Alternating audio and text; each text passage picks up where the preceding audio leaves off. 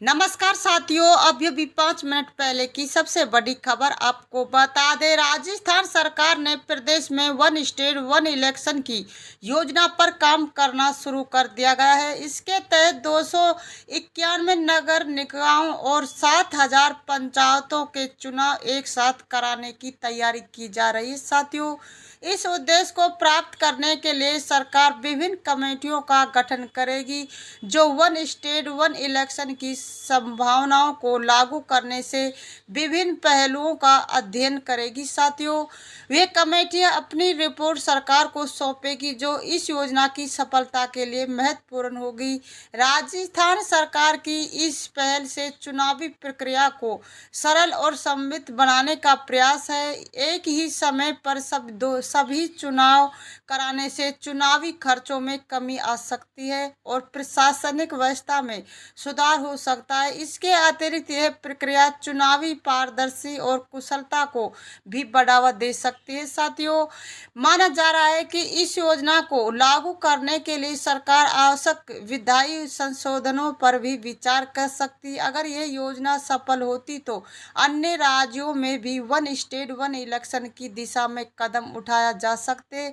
इस प्रस्तावित बदलाव से चुनावी व्यवस्थाओं को लेकर नई दिशा मिल सकती, जिसको लोकतंत्र की प्रक्रिया को और भी मजबूत बना सकती है। साथियों, बता दे मुख्यमंत्री भजनलाल शर्मा की अध्यक्षता में मंत्रिमंडल में खिलाड़ियों को प्रोत्साहन देने के लिए सरकारी सेवाओं में 2% आरक्षण देने का फैसला किया है। साथ ही पुलिस सेवा में महिलाओं को 33% आरक्षण देने की घोषणा को क्रियान्वित करने के लिए राजस्थान पुलिस अधिनियम सेवा नियमों में संशोधन को मंजूरी प्रदान की है। साथियों, इसके लिए अब कार्मिक विभाग की ओर से सुलझ तैयार किए जाएंगे। कैबिनेट बैठक के बाद deputy CM professor Premchand Bairwa ने प्रेस कॉन्फ्रेंस में मंत्रिमंडल के निर्णय की जानकारी देते हुए बताया कि कैबिनेट में महिला सशक्तिकरण की दिशा में सरकार ने पुलिस सेवा में महिला को 33% आरक्षण देने की घोषणा की है। जी हां साथियों, आपको आगे बता दें, अब इस घोषणा को धरातल पर लाने के लिए पुलिस अधिनियम सेवा नियमों में संशोधन को मंजूरी दी गई। अब इसके लिए डीओपी की ओर से नियम तैयार किए जाएंगे। उन्होंने कहा कि सरकार के संकल्प पत्र में ये वादा किया गया।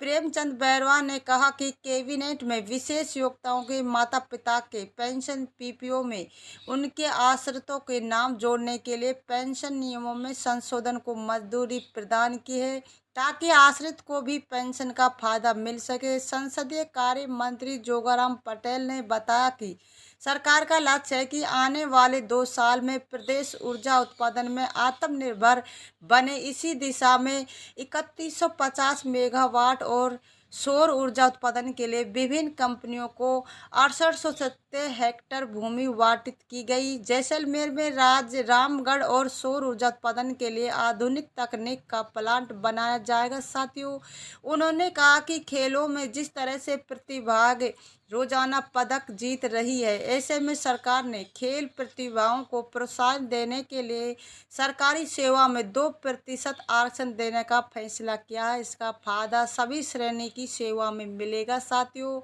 जोगोराम ने कांग्रेस नेता के आरसीपीसी का नया सदस्य पुनर्गठन करने के बयान पर कहा कि ये सर्वाधिक बॉडी होती, इसका पुनर्गठन किया जाना संभव नहीं है। कांग्रेस नेता सचिन पायलट सोम बताता कि इसका पुनर्गठन कैसे किया जा सकता है, नियमों के तहत हो सकता है। साथ उन्होंने एसआई भर्ती परीक्षा के निरस्त करने के मामले को लेकर कहा कि परीक्षा में कई बच्चे मेहनत और ईमानदारी से भी नौकरी लगते, ऐसे में परीक्षा को निरस्त करना संभव नहीं है। कांग्रेस के प्रदेश अध्यक्ष गोविंद सिंह डोटासरा के बयान पर कहा कि डोटासरा को बड़ बोलने पर की आदत है, मर्यादाहीन बयान देते रहते, इनको सोच समझकर बोलना चाहिए। साथियों, बता दे राजस्थान के मुख्यमंत्री भजनलाल शर्मा ने एक बार फिर भ्रष्टाचारी को चेतावनी दी। उन्होंने कहा कि प्रदेश में किसी भी तरह का भ्रष्टाचार बर्दाश्त नहीं किया जाएगा। जी हाँ साथियों, चाहे भ्रष्टाचारी कितना भी बड़ा व्यक्ति क्यों ना हो, उसके खिलाफ एक्शन होगा। साथियों, मुख्यमंत्री भजनलाल शर्मा जब मुख्यमंत्री बने तो उन्होंने सबसे पहले बात भ्रष्टाचारियों के खिलाफ ही बोली थी। उन्होंने सभी भ्रष्टाचारियों के खिलाफ कार्रवाई के आदेश भी दिए थे। इसके साथ ही इसके लिए अलग से टीम भी गठन की गई। मुख्यमंत्री भजनलाल शर्मा ने भ्रष्टाचार के लिए कांग्रेस को भी निशाने पर लिया। मुख्यमंत्री भजनलाल शर्मा ने कहा कि कांग्रेस ने हमेशा जाति, धर्म और तुष्टीकरण की राजनीति की है और देश को भ्रष्टाचार में धकेल कर काम किया, लेकिन देश की जनता यह सहन नहीं करेगी। इस प्रकार राजनीति अब और नहीं चलेगी। साथियों, मुख्यमंत्री भजनलाल शर्मा ने कहा कि सांगानेर रेलवे स्टेशन को विश्व स्तरीय रेलवे स्टेशन बनाने के लिए 192 करोड़ रुपए की लागत से पुनः विकास का योजना बनाई गई।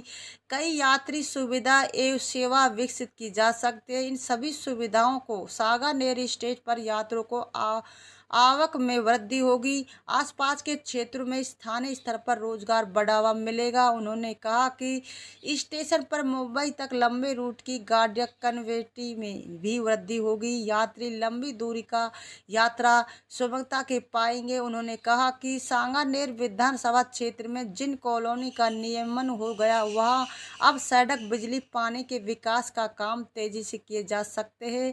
इसे आमजन को सभी मूलभूत सुविधा सुनिश्चित हो सकेगी। साथियों, उन्होंने कहा कि वर्तमान में लगभग 3,100 करोड़ रुपए के काम सांगानेर विधानसभा क्षेत्र के लिए करवाया जा रहे हैं। इससे सांगानेर विधानसभा क्षेत्र का समग्र विकास हो सके। साथियों, राज्य सरकार मेट्रो का विस्तार करते हुए इसे सीतापुर में आबादी संचालित करने पर कार्य कर रही। इससे प्रताप नगर, सीकर रोड, विद्याधर नगर, सीतापुर जैसे क्षेत्र में मेट्रो सेवा से जुड़ेंगे। आम जन को सुगम आवागमन की सुविधा मिल सकेगी। मुख्यमंत्री भजनलाल शर्मा ने राज्य के वरिष्ठ उपाध्यक्ष संस्कृत विद्यालय परिसर में निर्मित कक्षों का लोकार्पण किया। उन्होंने एक नए कक्षों के निर्माण के लिए विद्या सेवा संस्था जयपुर का आभार व्यक्त किया है। साथियों, आपको आगे बता दे, मुख्यमंत्री भजनलाल शर्मा ने महिला को लेकर बड़ा फैसला किया है। इस फैसले के तहत तृतीय श्रेणी शिक्षकों की भर्ती में महिलाओं को 50% आरक्षण मिलेगा। इस संबंध में राज्य सरकार की ओर से आदेश जारी कर दिए गए। अभी तृतीय श्रेणी शिक्षकों की भर्ती में महिलाओं को सिर्फ 30% आरक्षण दिया जाता था। राजस्थान सरकार ने इसे 20% बढ़ाकर 50% कर दिया गया है। साथियों, इसके साथ ही राज्य सरकार ने इस फैसले को लागू करने के लिए राजस्थान पंचायती राज अधिनियम में संशोधन की प्रक्रिया शुरू कर दी गई है। साथियों, वीडियो पर बने रहे। आपको आगे बता दें, सरकार की ओर से इसे मंजूरी दे दी गई है। लोकसभा चुनाव के दौरान प्रधानमंत्री नरेंद्र मोदी और राजस्थान के मुख्यमंत्री भजनलाल शर्मा ने प्रदेश की आधी आबादी के लिए कई दावे और वादे किए थे, जिसमें शिक्षकों की भर्ती में 50% आरक्षण का मुद्दा भी शामिल किया है। साथियों, वीडियो को लाइक करें, सब्सक्राइब करें, बेल आइकन ऑन कर दें ताकि वीडियो का नोटिफिकेशन आपको मिलता रहे। जय हिंद, जय भारत।